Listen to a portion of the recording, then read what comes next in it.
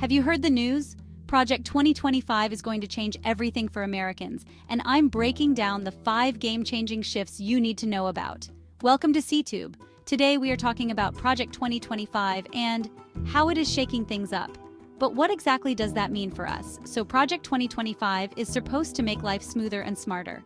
But will it really? Let's look at what is being proposed. First, you may be wondering, what is Project 2025?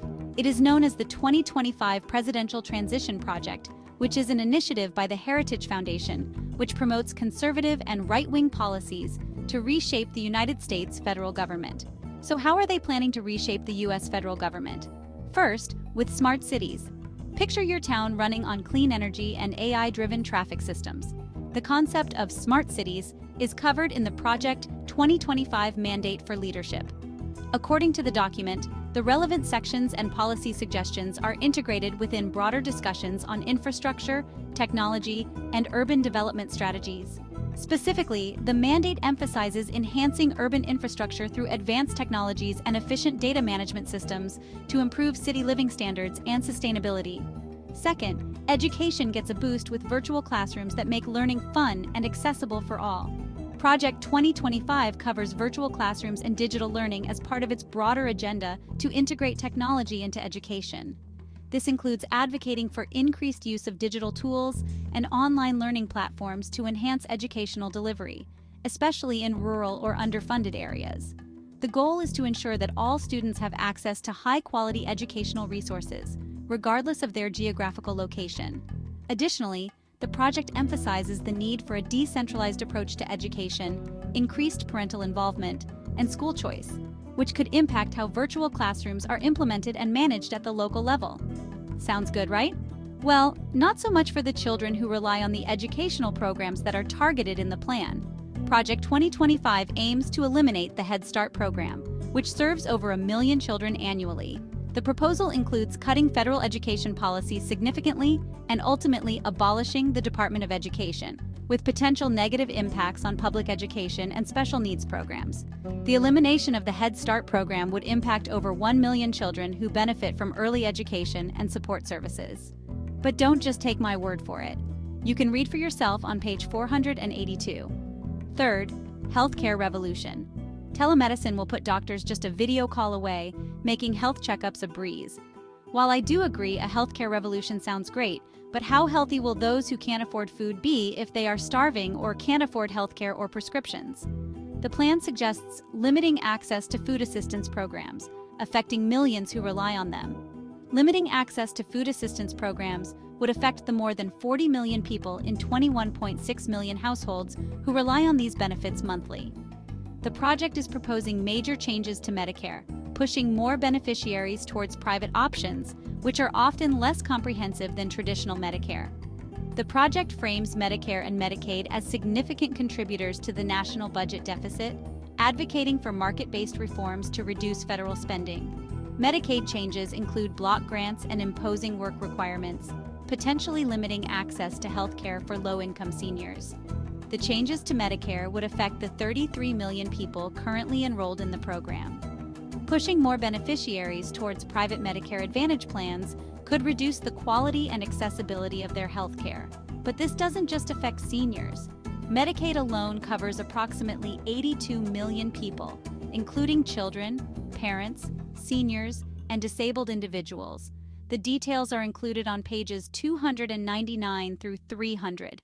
It also includes proposals to cut efforts to lower prescription drug prices and restrict reproductive health care, impacting overall public health. You can read all about it on pages 288 through 301.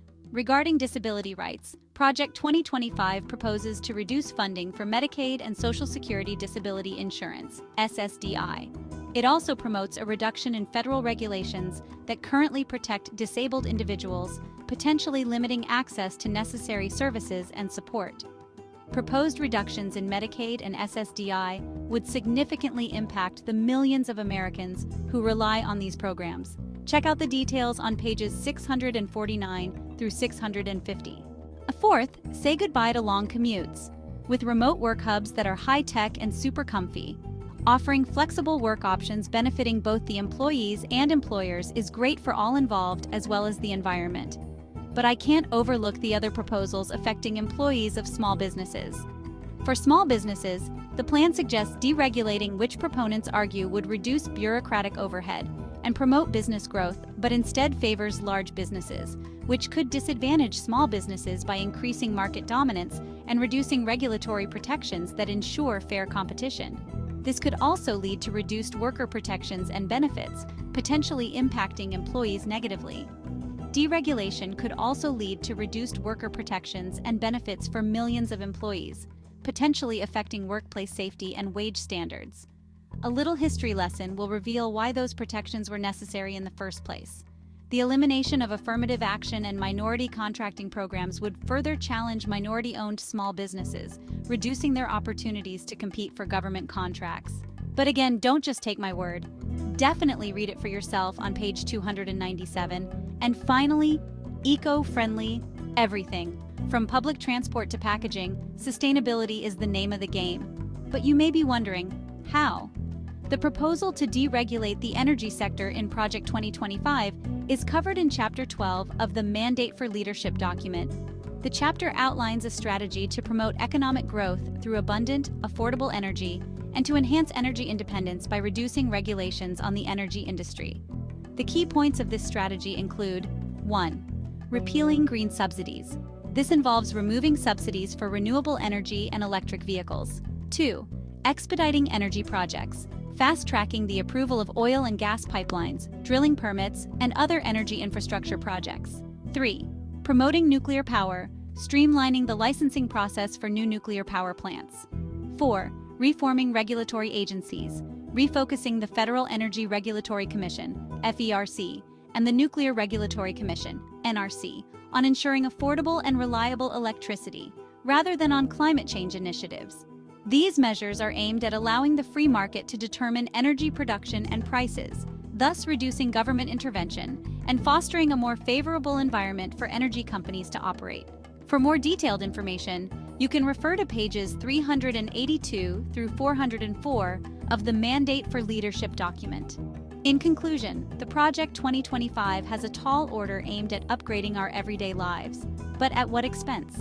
In reality, the changes proposed in Project 2025 have the potential to affect tens of millions of Americans, particularly those reliant on federal programs for education, healthcare, food assistance, and disability support.